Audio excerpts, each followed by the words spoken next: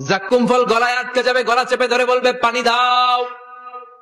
সামনে বিশাল বড় বড় পাত্র দিয়ে গাসাক দুর্গন্ধযুক্ত রক্তপুজ আর বমি পোড়া তেল দেয়া হবে, দাউ দাউ করে এগুলো থেকে আগুন জ্বলবে। তৃষ্ণার চোটে এগুলোই খেতে চাইবে।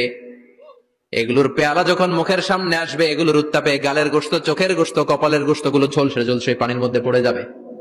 তৃষ্ণার চোটে না পেরে ওইটাই গিলবে, যেখান দিয়ে বেরোবে কেটে ছিঁড়ে শেষ হয়ে যাবে। দিস ইজ জাহান্নাম।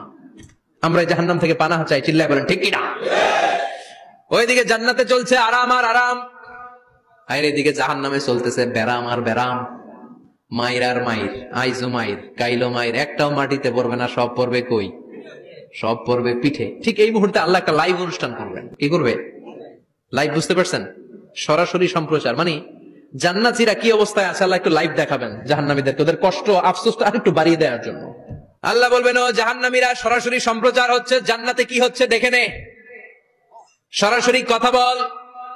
জান্নাতের ওয়্যারলেসের মাধ্যমে কথা বল, কোন তার লাগবে না, ওয়্যারলেস কথা বল, সরাসরি সম্প্রচার হবে অনুষ্ঠান। ও মিয়া, অনেক ভাই জাহান্নামে থাকবে, আরেক ভাই থাকবে জান্নাতে, এরকম আছে না নাই?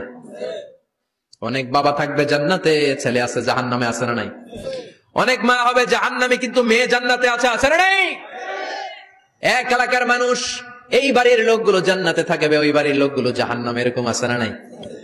জাহান্নামীরা খেতেও পারবে না, জ্বলতে জ্বলতে অঙ্গার সহ্য হয় না। ঠিক এমন মুহূর্তে জান্নাতের নাজ নেয়ামত যখন দেখবে, জাহান্নামীরা চিৎকার করে জান্নাতীদেরকে ডাকবে, ওয়ানাদা আসহাবুন নারি আসহাবাল জান্নাতি আন আফিদু আলাইনা মিনাল মা আও মিম্মা রাযাকাকুমুল্লাহ।